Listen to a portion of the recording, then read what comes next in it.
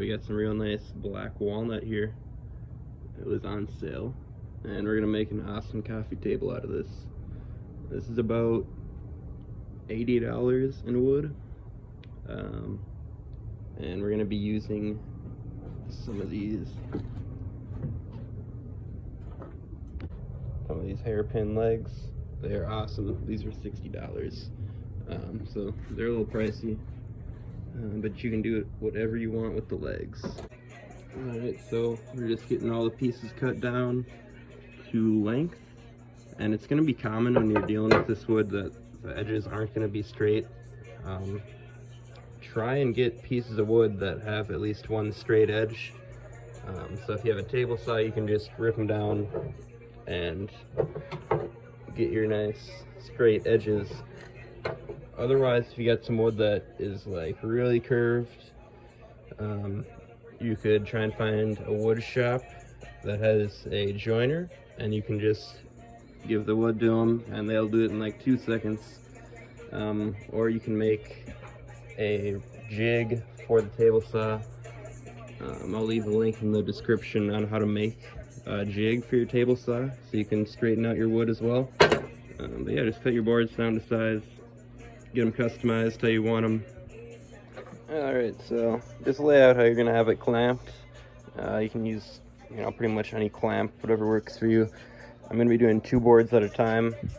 Just makes things a lot easier. You have to put plenty of glue on both sides. Alright, so now just with the wet paper towel you can wipe off this excess glue that came out.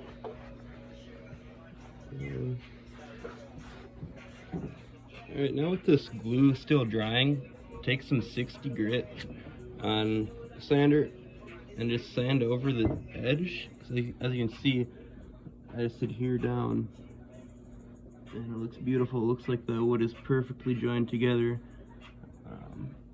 Here's the rest.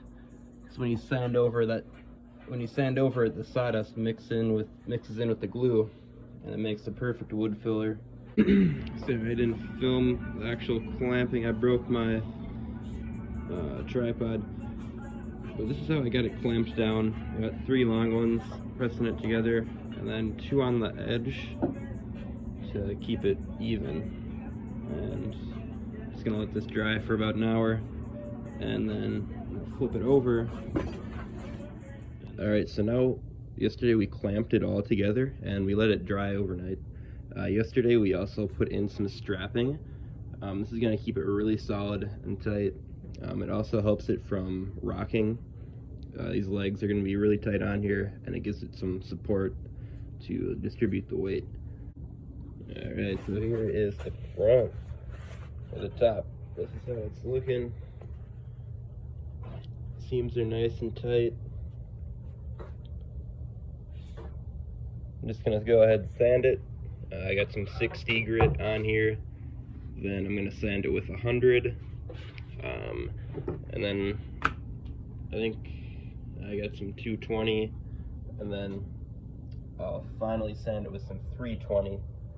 And I'll show you guys what I do after that.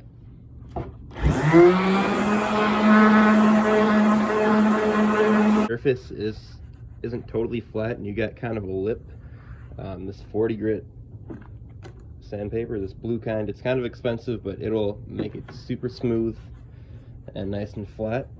Another thing to watch out for is don't forget to sand off these blue marks on the side of your boards if you got them. They're really easy to sand off, but I forgot them before. But yeah, she's looking good. Alright, now on these live edges, just real lightly with this 320. I'm gonna go over it. You don't want to, I like the color, I don't want to sand off this dark color.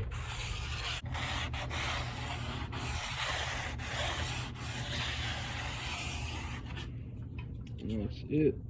Alright, so we got it all sanded down. We got all the glue spots off. We got all the little imperfections off. So now I'm gonna vacuum it, and then I'm gonna wipe it down with some mineral spirits, and we're just making sure that all the little dust particles are off, making sure everything's exactly how you want it, And then we're going to get ready to apply the polyacrylic water-based finish. We're going with the water-based instead of polyurethane,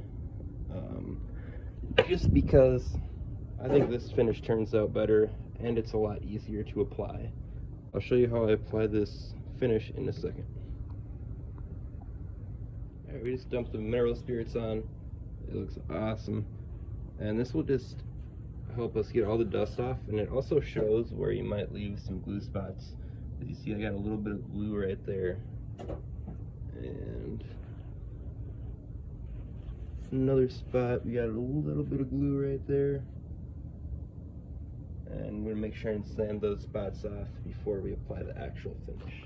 Alright, we got everything exactly how I want it now. I'm just gonna let this mineral spirits dry off for a few minutes, and then it'll be ready for the finish.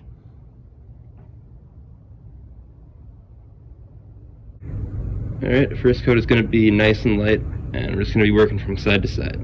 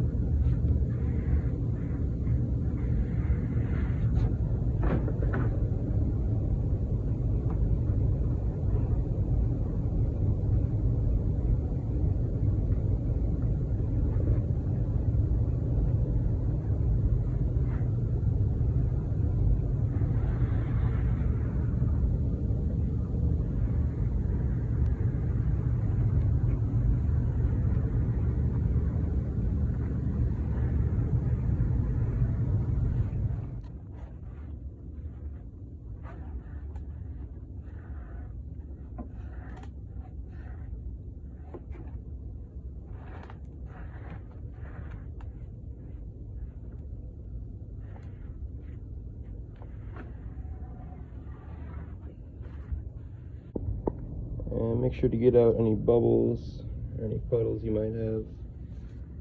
It's nice and even.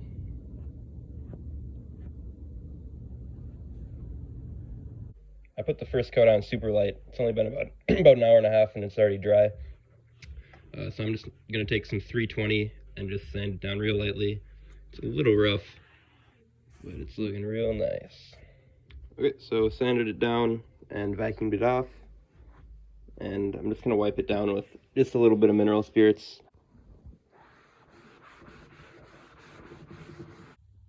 Okay, so the second coat's on. I applied it a lot heavier, so I'm going to let this dry another 2 hours, and I'll be back for the third coat. Alright, it's only been about an hour again, and it's already dry, so I'm going to do the third coat really thick, and then it should be done. Alright, and here we go, the third coat is on. I put it nice and thick, so there's a little bit of a white haze. So now this one, I'll probably let dry for like 12 hours, and then it should be pretty much completely dry after that, ready to use. Looks awesome. Okay, so the top is all dry, and we got our legs on. Now we're just gonna drill our holes, and we got our drill bit marked out, and just do that to find your length, and then just taper bit, and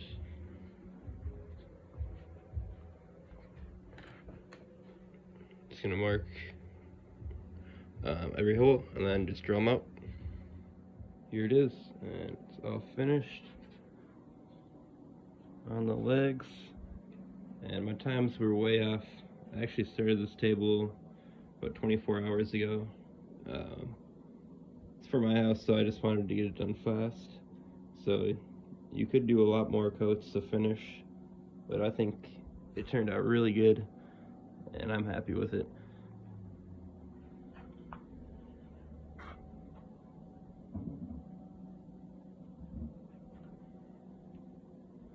And I'm about to go put this in my living room right now.